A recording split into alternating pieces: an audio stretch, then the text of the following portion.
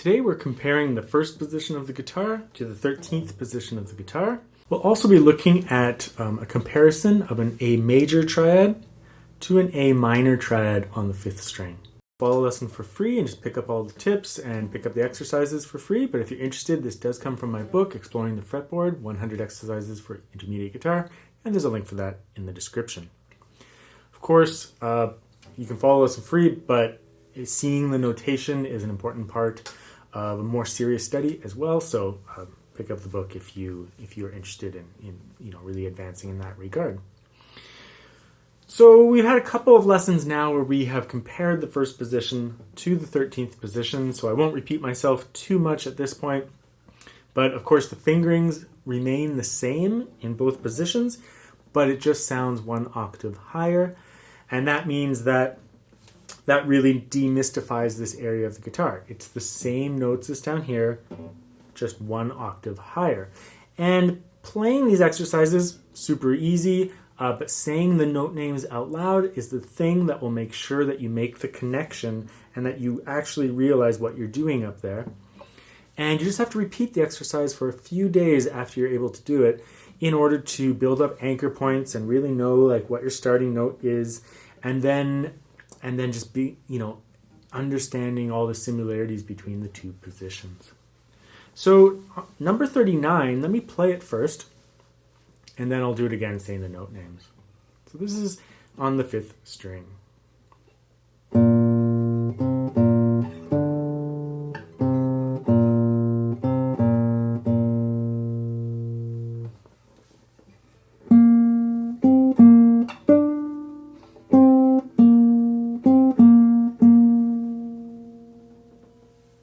Easy enough, but we must say the note names out loud to understand what we're doing.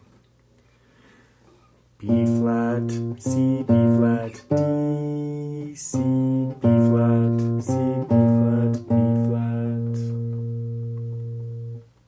I know it's cumbersome to say the letter name, the full letter names, but I would just do it. B flat, C, B flat, D, C, B flat, C, B flat, B flat.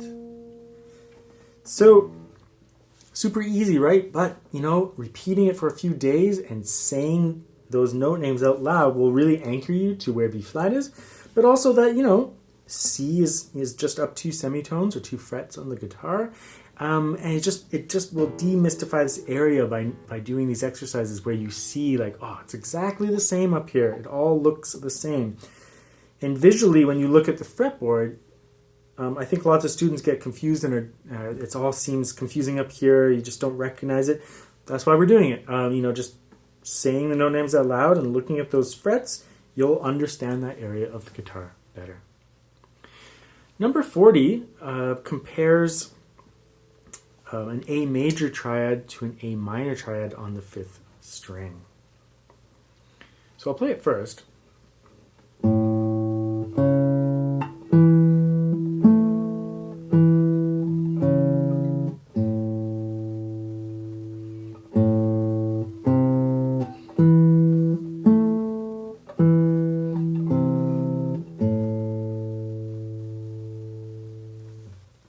Let's say the note names out loud.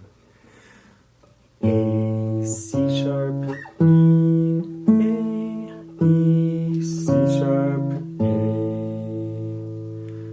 A, C natural, E, C natural, A.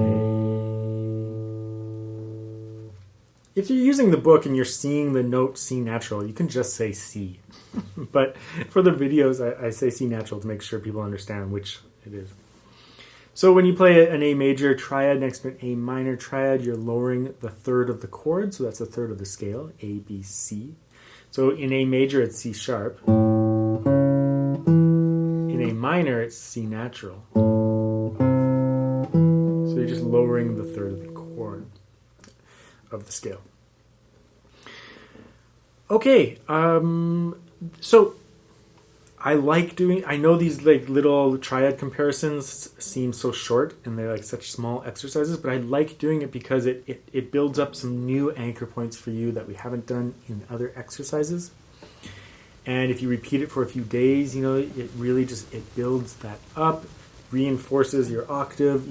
We're just reinforcing a lot of things, because pretty soon, in another couple of exercises, we're going to start comparing exercises across the strings, and having some anchor points and some knowledge of your fretboard that you worked with will really help you accomplish those exercises, because there's just so much more in them.